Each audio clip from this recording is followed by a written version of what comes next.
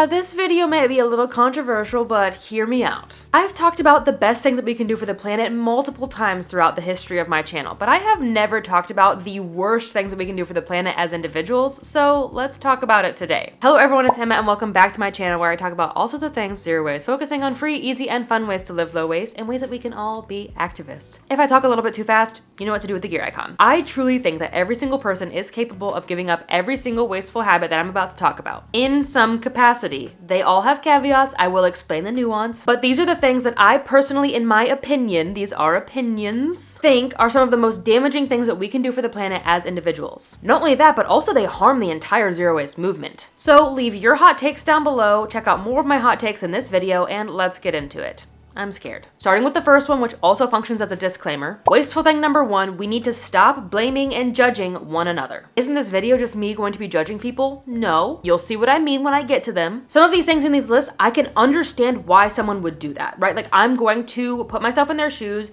think about why they would do this, why they would take that action, and understand that, and then hopefully lead them to take a less bad option. So I'm making this post to hopefully change the culture around these wasteful things and not necessarily blame somebody for doing something wasteful because maybe they just don't know better. Judgment and blame get us nowhere, especially when it comes to blaming the individual. If you blame an individual person for using a reusable water bottle, that blame is not placed in the right spot. Instead, we need to blame the water companies for not having a more sustainable option. We need to blame the entire system for not having access to adequate recycling. We need to blame the system for not having adequate drinking water, etc., etc. Of course, I don't think that this means that we can be as wasteful as possible. I still think that we have a responsibility to be good stewards of the planet and do our best to be as eco as we can. But truly, it does no good for you or I or anyone in the zero waste movement to shoulder the entire blame of climate change. So stop judging internet strangers, stop judging people in real life, and educate folks on how to be more sustainable, but do so kindly. Next is fast fashion. Truly, if fast fashion were to just disappear, the concept would go away, I would be so happy, and so would the planet. It is seriously so horrible for the planet and extremely unethical. Now, I know it is extremely affordable, and some people, that is their only means in order to get new clothes. I understand that. There is a difference between consuming what you need and what you have access to and what you can afford,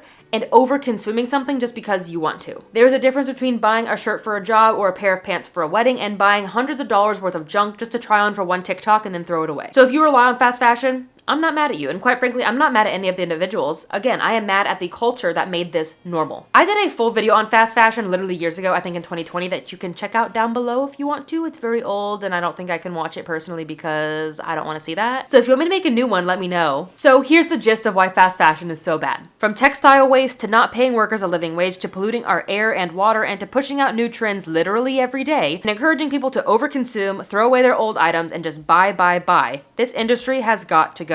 And yeah, it can't change overnight, but we do need protections in place. We should not be sacrificing the health of workers and the climate for a pair of pants. So instead, shop secondhand. There's a full list of benefits to why shopping secondhand is so good for the planet and your wallet that you can check out right here. And if you're into eco fashion, there are so many people on all parts of the internet who focus on eco fashion, slow fashion, secondhand fashion, and you can still have a lovely, robust, colorful, fun, unique wardrobe without sacrificing the planet. This one is targeted at the government, and not just the government, one specific guy in the government, Mike Lee. If you know, you know. I wish the government would quit selling off public lands. It is extremely wasteful, extremely harmful, and it does nothing but harm everyone. So yeah, I'm willing to bet none of you have done this, but I thought it would be kind of fun and satire-y to make you aware of current events, and at the same time, pick fun at the government. If you want to take action on this, hopefully by the time that you're seeing this particular thing, this is in the big beautiful bill, it has been voted down, but I'm sure that they will be persistent and it might come back up. So check the 5 calls app, use the resist bot tool on your phone to write emails, send postcards, sign petitions,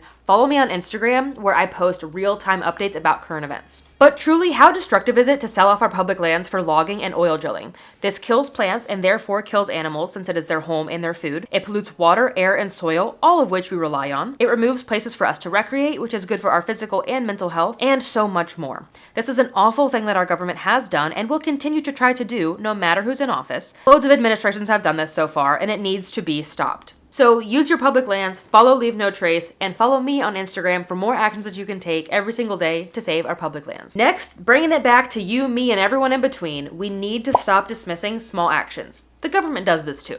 Dismissing small actions is not only factually incorrect, but also companies, governments, corporations do this on purpose to make us feel powerless when we're not. Your small actions truly matter, and I talk about that more in this video. If you're an individual who thinks that your small actions don't matter, please reconsider. And if you want to dismiss your own small actions, fine, I guess, but please don't dismiss the actions of others. I would rather everyone try to just be 1% better today and maybe another 1% tomorrow or the next week, rather than not try at all.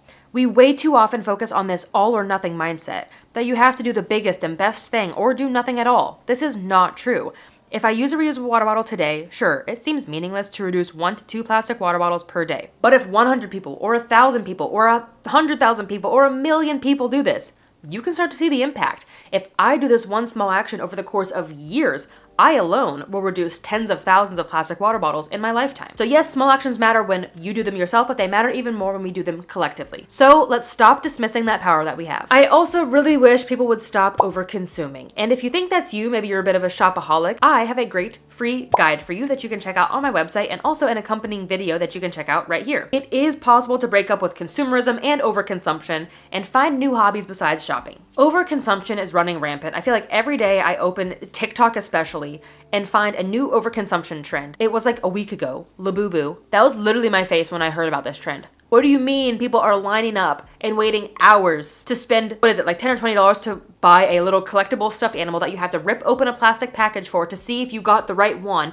and then you have to buy all of them because you want to make sure that you get one of each, but you don't know which one you're buying because it's a mystery, so you have to buy all this stuff. Oh my gosh. Truly cannot fathom. Being that addicted to what even is it? What is the draw? What is the allure? These things are fugly. It's wasting money. The amount of resources, the box, the plastic packaging, the doll itself, that you might not even keep because you might already have that exact same one because you buy them randomly. The new trend I saw this week was WEC jars. This new brand, hot new brand of jars just hit the market. I think they've been around for a while, but they're trending now on TikTok, so everybody's buying jars. You can have jars for free. Overconsumption blows my mind. I simply don't understand it. This one is very hard for me to not judge, but I do try to understand where people are coming from. But remember, I'm specifically talking about overconsumption, right? Like if you have to consume something, food, water, a new shirt, some electricity, whatever, a regular amount of consumption, fine. Overconsumption though, got to go. We need to change the social norm around overconsumption because that is why we got here.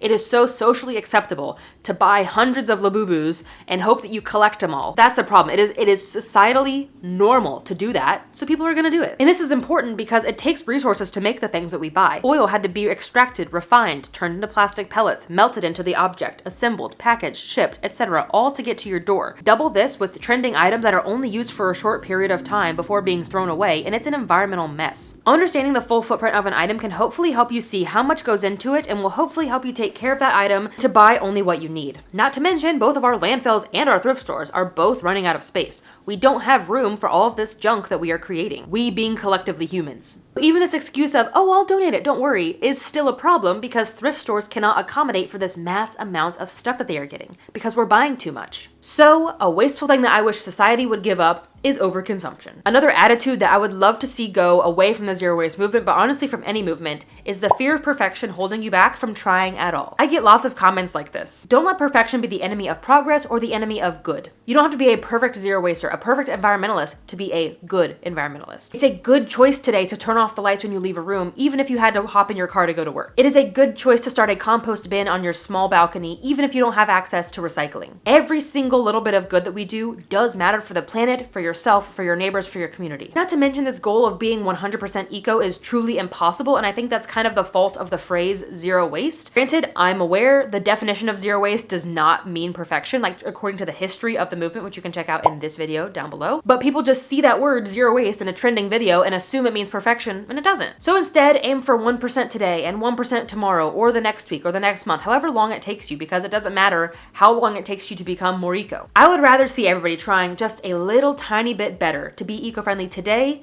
than not try at all. Because again, the small things we do add up, so this attitude has to go. Ooh, a really, really wasteful thing that I think everybody does have the capacity to stop is wasting food. Food waste in the landfill is not good. It creates methane, which is 28 times worse than CO2, according to the EPA. So what can we do about this? First, start composting. I've got several ways that you can start composting right here, right now in this video. Of course, some food waste is inevitable. The core of a pepper, a banana peel, a fruit that goes moldy in your fruit basket. So compost those things instead of throwing them away. But also, let's try to prevent food waste from entering our home in the first place. Start with making a grocery list and adhere to that grocery list so that you eat what you buy and you don't overbuy. This also looks like getting creative with food waste, such as making banana bread from brown bananas, using broccoli stems in a stir fry, or simply just freezing that stuff for later. If you have wilted spinach or a wrinkly bell pepper, stick it in the freezer and you can use it later. And honestly, if you do both of these things, you should never be sending food waste to the landfill ever again, which is a great thing to do. Of course, this would be even more amazing if society got behind this and implemented curbside composting for everyone, so I totally understand if composting is not your thing right here, right now,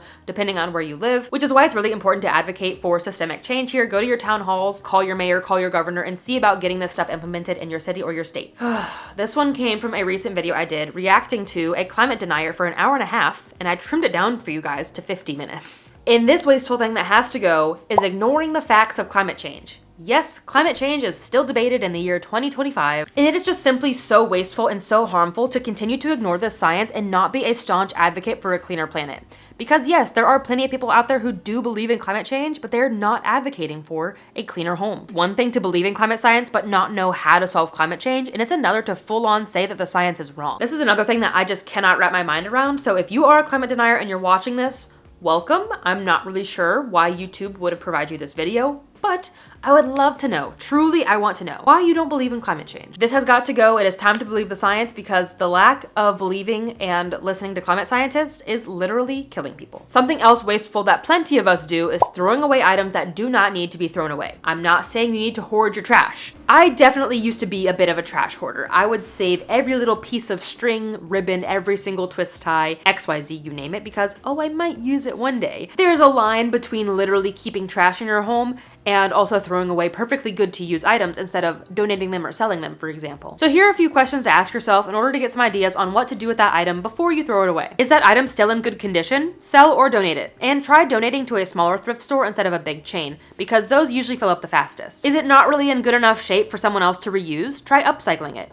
Turn an old t-shirt into a rag, or try recycling it like broken tech, which can be salvaged for parts. Is something stained or just a little bit worn out, but you still want to use it? Try repairing. Maybe you need to glue a handle back on a mug, or dye a shirt to cover a stain, or give that photo frame a new life with a fresh coat of paint. Will that item rot? Compost it instead of throwing it away. All that to say, it comes down to think before you send stuff to the landfill. Again, this is just so normal in our society for us to throw stuff away, because we live in a linear economy. This is how we have probably all grown up, how we were taught in schools, how we were taught in our homes. We were taught that you buy something, you use something, it goes to the landfill.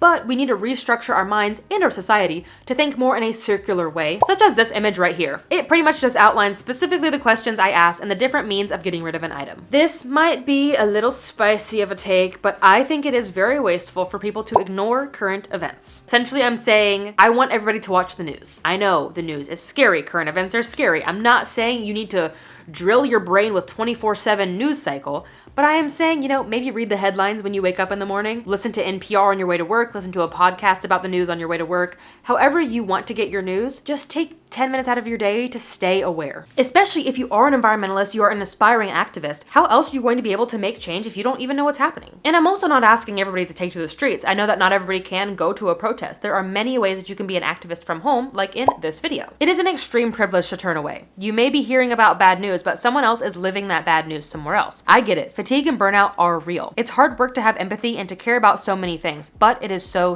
important. So my solution here is to take breaks, but please don't turn away completely. If you need to turn off your phone after dinner every night and take time to unwind in the evenings, do that. Maybe it's weekends where you have phones off instead. Whatever works for you. I simply just ask that you don't turn off the news 100% all of the time. Quite frankly, that is how we have gotten into this mess. Too many people ignoring what is happening to us. And yeah, it might not be happening to you, but it is happening to someone you care about. We need to be aware in order to act, so please stay aware and please stay educated. And again, this is a cultural thing. It is culturally normal to be scared of the news, to be anxious of the news, and it all comes back to this guy, Ronald Reagan. He was kind of the first guy to really villainize and demonize the media, and over the last 40 years, we have gotten here. Ooh, another one for the government. But also societally. I wish the government would stop doing war. But again, like the culture of war, especially in the United States, is just so normalized. When the United States goes to war, so many Americans don't think twice about that. We just think, oh, it's normal. It's the price of freedom. It's the price of democracy. It's XYZ. But no, war is not normal. There are ways to work out your differences besides bombing people. So yeah, obviously war is extremely unethical, but it's also horrible for the environment. You should still be anti-war, and I talk about more of that in this video. So yes, every environmentalist should believe in their heart that war is bad, but I think we should also act on that belief. So I mean sharing posts and making noise about ending all wars and genocides. It means pointing the blame at the aggressors and not the victims. Looking at you, Israel and the US. It means voting with your dollar so that you are not giving money to these war machines. It means voting in real elections to elect anti-war candidates and things of that nature. You get the idea. So of course, this is a much larger problem than you or me. Neither one of us is probably calling the shots. So yes, this is a societal thing as well. This is a government issue. This is a societal issue. But I think the more of us that are vocally anti-war, the better. But we've got a couple more things, bringing it back to the individual level, starting with buying new tech.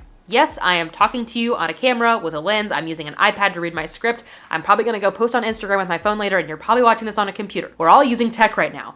I'm saying I wish society made it normal to buy used tech instead of new tech. But once again, it is just so normalized. When iPhone releases the next iPhone, what are they on now? Like the 17? It's so normal for everybody to drop what they're doing, run to the nearest Apple store, get rid of their iPhone that they've only had for 9 months, and get a new one. Like that's just normal. It's weird when I say, oh, I've had my iPhone 12 for 4 years. I'm like, that's still not even that old. But quite frankly, tech is one of the worst things that we can buy and dispose of. Every single part of the tech chain is horrible for the environment unless we recycle the components, shop recycled, shop secondhand. I have bought less expensive gadgets on Facebook Marketplace and OfferUp, and even at my in-person thrift stores. Items such as a juicer, a dehydrator, and lamps are not that significant, and I felt comfortable buying them on these places. But I'm not sure I would do the same for a used iPhone. Instead, I would seek out a certified refurbisher like Back Market. And the same goes for cars. I think EVs are great. I think they are a great way to decarbonize and move forward as a green society, but I don't think new EVs, new batteries,